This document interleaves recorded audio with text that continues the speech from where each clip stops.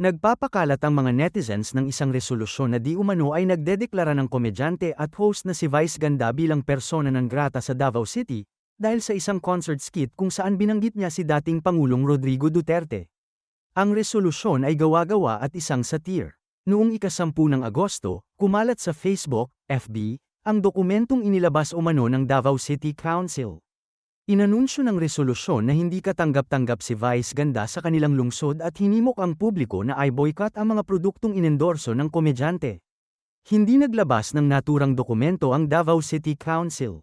Hindi ito na-i-publish sa opisyal na website at FB page ng lokal na pamahalaan o sa FB page ng Sangguniang Panlungsod. Noong ika-12 ng Agosto, inaprubahan ng konseho ang isang resolusyon na kumundena sa mga sinabi ng komedyante na itinuring nilang walang paggalang sa dating Pangulo.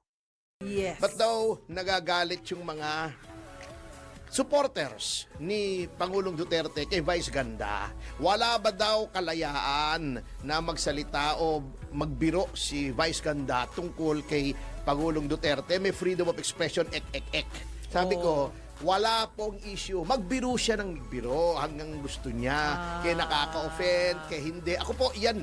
Kaya ako wala akong dinimanda ng libel na Showbiz. hindi, kahit sino. Kahit sino. Kahit sino.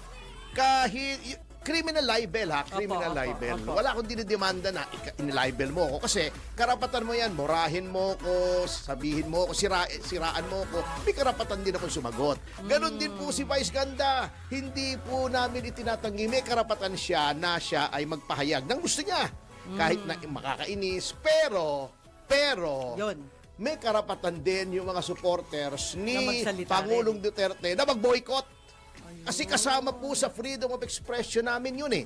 Ini-express namin ang aming galit sa kanya sa pamamagitan ng pagbo-boycott ng mga produktong ini-endorso niya. Yan! Kasama po yan. Part and parcel of free speech. Magbiro ka. Akala mo nakakatawa, natawa yung iba. Kami Opo. hindi kami natawa, nainis kami. Opo. Pwede rin kami magsabing, oy, mga kasama, boycott natin. At alam nyo yung nangyari sa Ligo, di ba? Opo. O, binoycott, nabenta tuloy. Para sa kaalaman din, may kalayaan din kami magpahayag kung ano-ano yung mga produkto na sana ay i-boycott ng mga supporters ni President Duterte. Ito, Game Zone, McDonald's, Emwell, Lux Skin, Beauty Talks, Lux Cosmetics, Lux Slim, Shopee Philippines, Sante Barley, Belo, Glutalipo, Privé, CDO Fantastic Tocino, UFC Ketchup, Sarimax, Ferndy and Ferncy Vitamins at Vice Cosmetics na gawa sa China, pero anti-China si Vice Ganda. Pero ang Ayun. mga tinitinda niya ay nasa gawa sa China. Oh. Galing sa China. Yan ang mga tirada ni Vice Ganda. Anyway, alam mo, ako'y, eto, nagre-reklamo na mga Pilipino. I-address natin to kasi di ba matagal na nating sinasabi, tagalin na. Opo. Yung Presidential Advisor for Poverty Alleviation, si Larry Gadon. Kasi hindi na naman na-alleviate ang poverty. Okay. Walang silbi. Okay. Poverty lang niyang na-alleviate niya. Eto baka sabihin na sinisiraan ko lang si Larry Gadon. Walang What personal happened? dito. Ito ay batay sa pinakahuling survey. Ayun. Sa pinakahuling survey, Opo. may 11.9 milyong Pilipino na nagsasabi. Ito yung self-rated poverty. Opo. Na nagsasabing sila ay mahihirap. Ayun. Mga purdoy. Tumaas. Tumaas! Yan. Noong huling survey, noong Abril, 42% lamang ng mga Pilipino ang nagsasabing sila'y mga mahihirap. Ayun. Ngayon, 45% na tumaas! Nadagdag mo. Ano nangyari sa poverty alleviation? Hindi na alleviate ang poverty. Di ba pagka ang isang puno ay nabubulok na yung bunga, dapat nang utasin. Kasi walang silbi eh. Tama. Anong silbi nung Presidential Advisor on Poverty Alleviation? Maling advice yata ang ginagawa. Eto ba? Meron, yun nga ang nangyari. Noong Abril, 11.1 million lamang na Pilipino ang nagsasabing sila ay mahirap. Ngayon, dumagdag ng 800,000. So, April, May, June, July, sa 3 buwan, dumagdag ng 800,000 pisong 800,000 piso, 800,000 Pilipino na nagsasabing sila ay mahihirap. Hindi nyo pwedeng i-contest ito. Kahit anong datos ang ibigay nyo from NEDA na ang poverty incidence ay nabawasan kasi ito ang nararamdaman ng mga Pilipino. How can you argue doon sa nararanasan mismo ng Pilipino? Parang sinasabi mo sa akin, attorney, masakit ang ngipin ko. Sabihin ko sa iyo, hindi, kala mo lang yan. Pwede ba naman yun? Siya yung may sakit ng ngipin, baka ikipag-ari ko, hindi. Sabi niya, hindi, ako po ay mahirap. Hindi ka mahirap, ikaw ay mayaman. Kalokohan niyo pa lang gutom eh. Eto pa. Eto pa. Speaking of gutom, eto siguro, nasabihin na naman ni Auntie Claire, ito ay sinurvey ng 11:45 a.m. bago magtanghalian, kaya sinasabing gutom sila. O siguro 6:45 ng gabi, ay hindi pa naghahapunan. Kasi tumaas ang nagsasabi na mga Pilipino na sila ay nagugutom. Self-rated food poverty. Ito ay mga insidente ng isang sambahayan ay nagsasabing nahihirapan kaming makakain ng 3 beses isang araw. Nagugutom kami. Mula sa 35% lamang ang nagsasabi ng mga Pilipino na sila ay gutom. Naging 43%. Malapit-lapit na sa kalahati. Ano nangyari sa Presidential Advisor on Poverty Alleviation? Kasi naman, ang inaatubag sa halip na poverty alleviation ay minumura ang Korte Suprema. Pagkatapos, magdinimanda mo, nagagalit. Kung ikaw ba naman ay ang tinutuunan mo ng pansin ay yung mabawasan ng paghihirap, kaysa kinukutya mo, inuupasala mo ang Korte Suprema, baka may silbi ka pa. Eto ba? Sabi nitong Okta Research, ang matinding pagtaas sa food poverty o sa gutom, ay nagpapahiwatig lamang na ang mas maraming mga sambahayan ngayon ang naghihirap, naghihikahos na makabili ng pagkain. Dahil kung ikaw ay nahihirapang bumili ng pagkain, may problema tayo sa inflation. Correct. Kasi siyempre, ikaw, pag konti lamang ang pera mo, ano bang uunahin mo? Di ba? Pagkain eh. Sa tiyan. Di ba? Sa tiyan.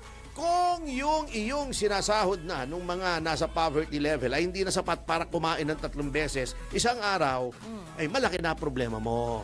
Yan ang sinasabi ko. Pagkatapos, anong ginagawa ng gobyerno?